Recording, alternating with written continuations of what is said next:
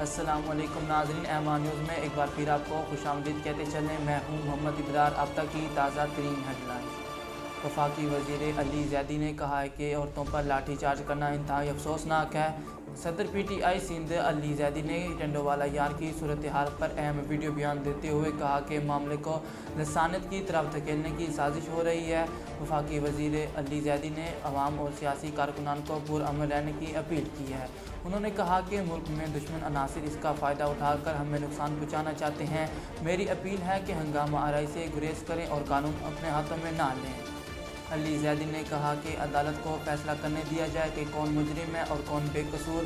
معاملے میں پولیس کا کردار انتہائی افسوسناک ہے۔ رہنما MQM پاکستان عامر خان نے کہا کہ پیپلز پارٹی کے مظالم سے تاریخ بھری پڑی ہے۔ ٹنڈوالہ یار میں عامر خان نے گفتگو کرتے ہوئے کہا کہ ٹنڈوالہ یار کے واقعے سے پورے سندھ کے لوگوں میں تشویش کی لہر دوڑ گئی۔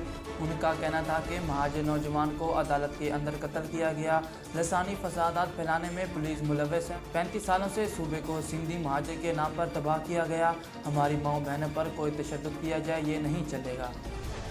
چیئرمین نیب کا کہنا ہے کہ نیب کی کسی فردی جماعت یا ادارے سے کوئی وابستگی نہیں بلکہ اس کا تعلق ریاست پاکستان سے ہے۔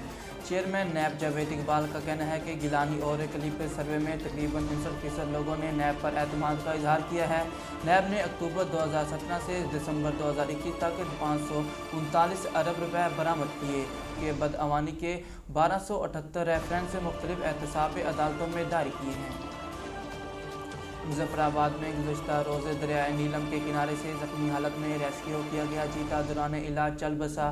ڈائریکٹر وائلڈ لائف نعیم افتخار کا کہنا ہے کہ زخمی حالت میں ملنے والا چیتا گولی لگنے سے زخمی ہوا تھا۔ زخمی چیتے کو علاج کے لیے اسلام آباد منتقل کیا گیا تھا۔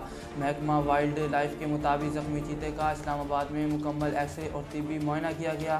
اس کے جسم میں 6 LG رائفل کے کارتوس پائے گئے تھے اور زخمی چیتے کی کمر بھی ٹوٹ گئی تھی، جس کے باعث دوران آپریشن زخموں کی تاب نہ لاتے ہوئے دم توڑ گیا۔ ناظرین، اب تک کے لیے اتنا ہی۔ مزید خبروں اور تفصیلات کے لیے ہمارے چینل کو سبسکرائب کیجیے اور ہمارے فیس بک پیج کو فالو کیجیے۔ اسی کے ساتھ ہی اپنے میزبان محمد ابرار کو دیجیے اجازت۔ اللہ حافظ۔ اہلیان لیا کے لیے خوشخبری، MR نیوز چینل لا رہا ہے لیا سے روزنامہ MR News. Editor in chief Mohammad Rehan Rohani. اب آپ رہیں گے ہر خبر سے باخبر۔ اشاعت کا 35 سالہ تجربہ، خوبصورت اشاعت کے ساتھ بہت جلد روزنامہ MR نیوز کا آغاز۔